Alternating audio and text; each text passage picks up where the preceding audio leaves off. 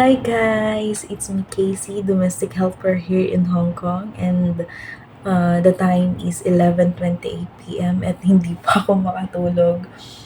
Naisipan ko pong gumawa ng video at mag-share lamang po sa inyo ng konting experience ko and maliit na tip lamang po kung ano po yung mga bagay-bagay na kailangan nating i-ready or dalhin sa pagpunta natin dito sa Hong Kong para at least yung unang buwan po natin ay hindi po tayo maging kawawa. Ayun, gusto ko lang pong i-share sa inyo yung experience ko. Yung mga bagay po na ni-ready ko or dinala ko po dito is yung mga sabon, mga toothpaste, toothbrush, shampoo, syempre, importante yan yung napkin, panty liner. Ayan po, lalo-lalo na sa ating mga babae. And then, kung may extra po kayong pera, ayun, magdala po kayo ng pera kasi para pambili nyo din po ng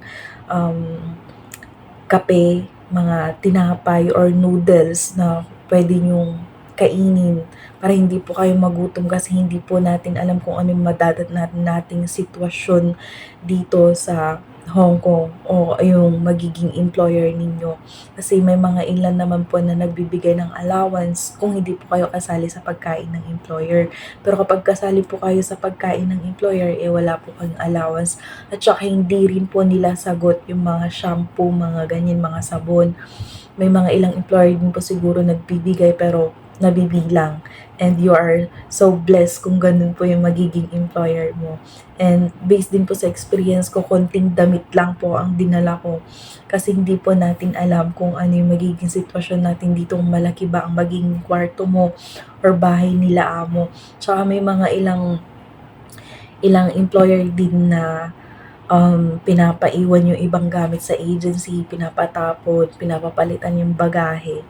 Yun na hindi natin alam pa yung mga pagiging sensitive ng employer. Pero hindi naman po lahat.